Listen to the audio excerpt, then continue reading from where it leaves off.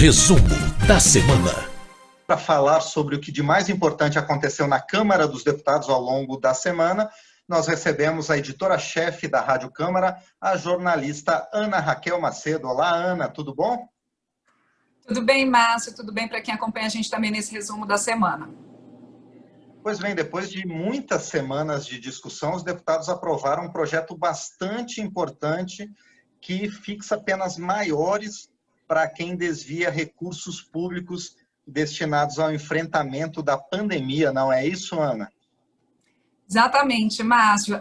Esse projeto que foi apresentado pela deputada Adriana Ventura, do Novo de São Paulo, e também outros parlamentares, ele trata exatamente disso, que nesse momento da pandemia de Covid-19, que eventuais desvios de verbas que tinham sido destinadas ao combate à pandemia, que esse desvio, que problemas de corrupção relacionados a isso, que eles possam ser combatidos e possam ser penalizados com o dobro da pena normalmente prevista para esses casos. Então, aumenta a pena aí, por exemplo, em licitações que eventualmente tenham desvios, nesse momento aqui de combate à pandemia, também, por exemplo, compras públicas, tudo isso, corrupção passiva, corrupção ativa, peculato, que é quando o servidor se apropria de recursos públicos, então, muito voltada a esse combate à pandemia, que essas verbas, então, elas não sofram desvios e, se sofrerem, que, então, os envolvidos possam ser punidos com mais rigor. E essa proposta que foi relatada pela deputada Grace Elias, do Avante de Minas Gerais, durante a discussão no plenário nesta terça-feira, Márcio, houve também a aprovação de uma emenda do deputado Eduardo Bismarck, do PDT do Ceará, para permitir que também se aumente a punição para aquelas pessoas que se aproveitam desse momento de calamidade pública para combater outros crimes, por exemplo, como falsidade ideológica, como estelionato, nos benefícios que são destinados àqueles trabalhadores informais que estão sofrendo muito fortemente pela pandemia, todos esses benefícios, o próprio benefício emergencial que foi criado pelo governo, com aprovação da Câmara, do Senado, também nesse momento, então, que esses desvios, que esses golpes que têm sido aplicados, que eles possam também ser punidos com mais rigor. Essa proposta, então, ela vai agora ao Senado, né, ela depende da avaliação dos senadores, e a própria deputada Adriana Ventura pediu no plenário, né, durante a discussão da proposta na terça-feira e votação, que o Senado possa, então, pautar rapidamente esse projeto, aprová-lo e ele, então, poder ser encaminhado à sanção presidencial. A gente lembra, né, Márcio, que teve também nessa semana na Câmara outra discussão de um tema que vinha sendo debatido já há algumas semanas, que é o novo marco regulatório para o gás, que muda, então, a lei do gás. Essa proposta, ela, como eu disse, já vinha sendo discutida, ela teve a urgência aprovada há algumas semanas e foi, então, votada finalmente nessa semana o relatório do deputado Laércio Oliveira, do PP de Sergipe. Esse novo marco regulatório do gás, ele trata especificamente, Márcio, da questão dos gasodutos, quer dizer, do mercado de transporte de gás natural.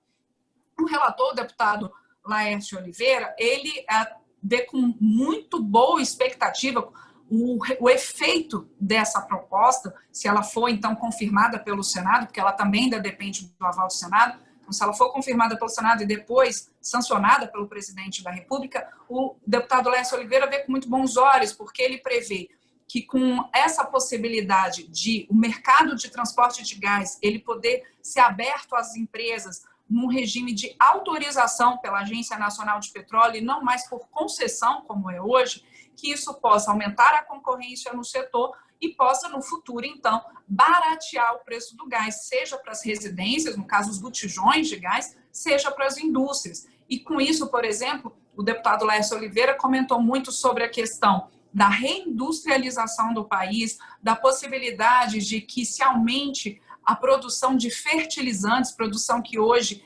80% dela vem de fora, que também se abre até a possibilidade no futuro de caminhões movidos a gás para poder fazer o escoamento de produtos agrícolas e tudo mais. Só que essa proposta, Márcio, embora aprovada pelos deputados, ela não foi uma unanimidade. A oposição votou contra essas mudanças na lei do gás e muito por algumas preocupações. Entre elas, por exemplo, que, segundo a avaliação da oposição, não há garantia de empregos, não há garantia de que essa concorrência entre as empresas no mercado de transporte de gás realmente vai acontecer. Então, se colocou, por exemplo, a deputada Jandira Fegali, do PCdoB do Rio de Janeiro, falou, por exemplo, que somente grandes empresas que seriam aptas a concorrer realmente nesse mercado.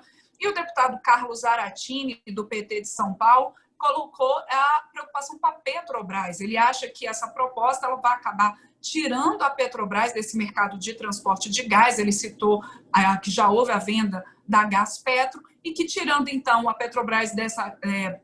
colocando aí a concorrência das empresas e essa possibilidade de autorização de outras empresas nessa questão dos gasodutos, que isso, então, vai acabar tirando a Petrobras desse mercado.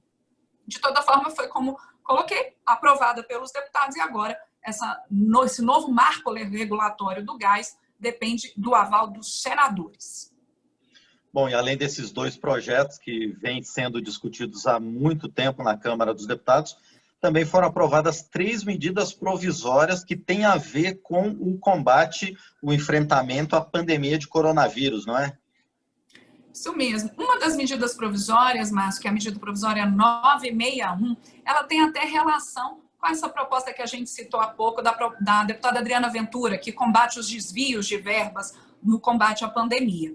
Porque essa proposta, essa medida provisória 961, ela trata do seguinte, ela amplia as possibilidades, por exemplo, de obras de engenharia e de compras públicas nesse momento de calamidade, até o fim do ano, a dispensa de licitação. Então, por exemplo, por esse texto aprovado, que foi aprovado pelos deputados e depois, em seguida, na quinta-feira, aprovado pelos deputados na terça, em seguida, na quinta, aprovado pelos senadores, porque essa medida provisória perdia a validade nessa semana, então ela precisava ser votada. E o que prevê? Prevê que a dispensa de licitação até o fim do estado de calamidade pública para obras de até R$100 mil, até então esse limite era de R$33 mil, e dispensa de licitação às compras públicas de até R$50 mil, até então esse valor, esse limite era de R$17.600.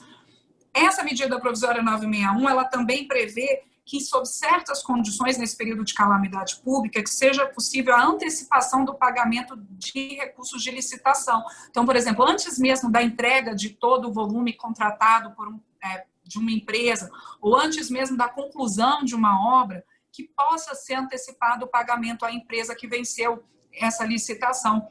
E isso também, sob a justificativa, Márcio, do governo, e a justificativa que teve a concordância da maioria dos deputados e senadores, é de que neste momento de pandemia, às vezes você tem que fazer realmente compras emergenciais, contratar obras emergencialmente, e que para garantir a execução disso, seja necessário, então, seja necessária a antecipação desse pagamento.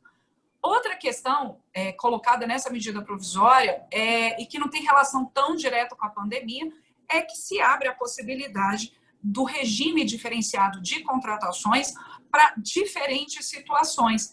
Esse regime, hoje, ele é previsto, por exemplo, para obras voltadas ao SUS, ao sistema público de ensino, ao sistema prisional, mas com essa medida provisória, 961, com a aprovação dela, o chamado RDC, ele se estende a outros tipos de situação. Esse regime, ele elimina algumas etapas ali da licitação e permite um processo licitatório mais ágil, mais acelerado. Então, isso também foi aprovado nessa semana por deputados e senadores. E como você mesmo colocou, Márcio, foram 3 medidas provisórias aprovadas. Essa relacionada a licitações, uma outra medida provisória que liberou 418 milhões de reais para ações de combate à pandemia, essa também já passou pela Câmara e o Senado, e uma terceira também, que é a medida provisória que libera 5 bilhões de reais para o setor de turismo neste momento de combate à pandemia, exatamente porque é um setor, assim como o setor cultural, um setor muito fortemente atingido pela crise desencadeada aí na pandemia do novo coronavírus.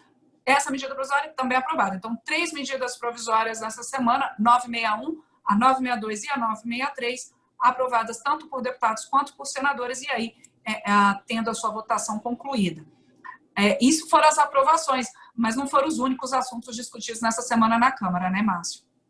Pois é, deixamos a cereja do bolo para o final, não é? Porque dois assuntos muito importantes que estão mobilizando os parlamentares e vão mobilizar toda a casa nas próximas semanas, também foram apresentados pelo governo ao longo dessa semana. Primeiro, né, a peça orçamentária para 2021, que, por determinação legal, precisava ser apresentada até segunda-feira. E depois também a reforma administrativa, que vai gerar muita divergência, muita polêmica, muitos debates na Câmara a partir de agora.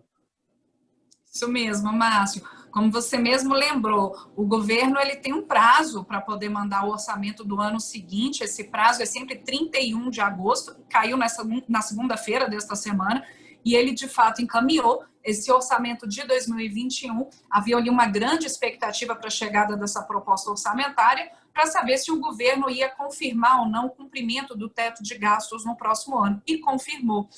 De fato, no próximo ano, o governo volta a cumprir o teto de gastos. A gente lembra que aqui em 2020, por conta da pandemia, houve a aprovação do chamado orçamento de guerra, que então se separou esse orçamento voltado ao combate à pandemia, e por isso não houve cumprimento do teto de gastos em 2020, mas em 2021 cumprimento do teto volta. A gente tem a previsão ali de uma inflação no ano que vem, segundo as projeções do governo, de 2,1%, um salário mínimo de R$ 1.067 e um crescimento da economia de 3,2%. Com isso, a expectativa do governo é de ter mais 100 bilhões de receitas em relação ao projetado para esse ano de 2020, mas, como eu disse, com o cumprimento do teto de gastos, a gente tem ali realmente uma variação de apenas 2% em relação a mais do que o governo vai ter para o gasto no ano que vem, exatamente pelo teto, que limita ali as despesas públicas. Esse rigor fiscal, segundo o governo e segundo alguns parlamentares da base, segundo a própria base aliada e o próprio presidente da Câmara, Rodrigo Maia, que é favorável ao cumprimento do teto de gastos, esse rigor fiscal é encarado ali como uma necessidade para que as contas públicas voltem aos poucos aos eixos, digamos assim, e que os déficits públicos que vêm acontecendo nas contas públicas desde 2014, há uma previsão de ainda alguns anos de déficit, mas que isso aos poucos seja sanado. O que é o problema, Márcio? A gente fala em orçamento e é difícil até de dimensionar. A gente tem um orçamento previsto de 2021 de 1,4 trilhão de reais. É muito dinheiro, mas só que 94% desses recursos eles já estão ali carimbados, eles já têm um destino certo, e o governo não tem como gastar diferente. Grande parte deles é para pagamento de previdência, pagamento de pessoal, e há outras questões também que são despesas obrigatórias, ali já contratadas, já acertadas pelo poder público. Com isso, só apenas ali cerca de 6% do orçamento do ano que vem é que poderão ser destinados a investimentos. O governo, então, fala que é importante esse rigor fiscal. Por outro lado, a oposição, quando viu essa peça orçamentária que chegou nessa semana ao Congresso, já colocou críticas muito fortes. A gente teve, por exemplo, o líder do PT, o deputado Enio Verri, colocando que não há, e ele, inclusive, junto com o deputado Cláudio Cajado, né, foram entrevistados nessa semana pelo painel eletrônico, isso está em podcast aqui na página da Rádio Câmara e outras tocadoras de podcast, eles colocando isso, o deputado Enio Verri colocando aqui como o ano que vem, 2021, a gente não sabe o impacto da pandemia, né, e há uma expectativa de que ainda haja muitos trabalhadores dependendo de recursos do governo, como neste ano, no caso do auxílio emergencial, muitas empresas em dificuldade, e que então, na avaliação da oposição, seria interessante que novamente em 2021 não se observasse o cumprimento do teto de gastos, se flexibilizasse esse cumprimento para que a União tivesse um espaço ali fiscal e financeiro maior para lidar ainda com a repercussão e as consequências dessa crise decorrente da pandemia de Covid-19. Então, é uma discussão importante que vai acontecer ao longo desse semestre, porque o orçamento de 2021 precisa ser votado. Há uma expectativa de que na próxima semana a comissão mista de orçamento ela seja instalada para poder trabalhar de maneira virtual ainda, mas que tem, então, esse trabalho da comissão para iniciar a análise e a discussão do orçamento de 2021. Ainda relacionada à questão de contas públicas, Márcio, você bem lembrou, outro tema importante dessa semana, que foi a reforma administrativa, né? Exatamente, que tem a ver com essa questão do controle de gastos, né? que o governo está tentando tanto a partir de restrições orçamentárias. O que a reforma administrativa vai mexer na vida do servidor público, Ana Raquel? Pois é, Márcio, essa reforma administrativa, no início da semana, o presidente da República, Jair Bolsonaro, se reuniu com líderes da base aliada, anunciando a entrega da reforma administrativa. Ele já havia feito, o governo já havia feito esse anúncio algumas vezes e sempre adiado, mas dessa vez cumpriu. E a reforma administrativa, a primeira etapa dela, chegou nessa quinta-feira ao Congresso. Essa reforma, Márcio, ela atinge os futuros servidores. Ela vai ser, nesse primeiro momento, então, o governo apresentou uma proposta de emenda à Constituição que mexe no regime jurídico único para os futuros servidores de todas as esferas, não é só da União, também estados e municípios, mexe com todos os entes federativos e com todos os poderes, executivo, legislativo e judiciário. Ela só não afeta os membros de poderes, né, que são juízes, os promotores, os próprios parlamentares e também os militares, eles têm um regime diferente. E nessa proposta que chega, e o governo coloca que ainda vai mandar outras propostas, outros projetos que não mexem na legislação constitucional, mas que tem relação com a reforma administrativa, ela prevê, por exemplo, mexe, por exemplo, na estabilidade dos servidores, Márcio. Coloca que apenas aqueles servidores que depois vão ser definidos numa lei como de carreiras típicas de Estado, é que eles vão ser estáveis. E para serem estáveis, vai mudar um pouquinho a forma. Eles vão entrar por concurso público, durante 2 anos vai haver um chamado período de experiência, em que eles vão ser avaliados, e somente aqueles cujo desempenho tenha sido satisfatório, somente aqueles com melhores desempenhos nesse período de 2 anos de experiência, é que vão ser efetivados, vão passar por mais um ano ali efetivados, e aí sim, depois desses 3 anos, juntando os 2 de experiência mais um ano, aí sim teriam a estabilidade. Mas vai haver outros tipos, vai haver, como eu disse, essa estabilidade somente aqueles que vão ser definidos como carreiras típicas de Estado. Outros servidores poderão ser contratados por concurso público, mas são chamados contratos por tempo indeterminado, mas que eles não vão ser estáveis. Se por algum motivo, isso vai ser ainda regulamentado, se por algum motivo houver a necessidade de desligamento deles, por alguma reestruturação, enfim, de Estado, eles não vão ser estáveis. E vai haver ainda os servidores que vão ser contratados por tempo determinado, substituindo os atuais contratos temporários. Isso é uma grande mudança, realmente, essa questão do regime jurídico único passaria a não ter mais nas regras como hoje. A PEC, ela também prevê, Márcio, que o presidente da República, e isso seria para efeito imediato, que o presidente da República ele possa fazer algumas mudanças pontuais ali na estruturação de cargos. A PEC amplia as atribuições do Poder Executivo para ajustar a administração pública. É o caso muito citado, por exemplo, de você ter ali uma carreira específica de um ministério e que você não pode deslocar esse servidor para outro ministério. Então, esses ajustes já poderiam ser feitos por decreto presidencial, se essa PEC, claro, for aprovada. E a gente tem aí o governo colocando, que seria para os futuros servidores, e a necessidade, então, segundo o governo, de ter uma discussão maior sobre a estrutura do Estado, de como são seus servidores. Não é um debate fácil, né, Márcio? A oposição já colocando, por exemplo, uma preocupação em relação a essa questão da estabilidade, dessas mudanças na questão da estabilidade, e o governo procurando ali que haja, ao longo do tempo, uma racionalidade maior nas carreiras públicas.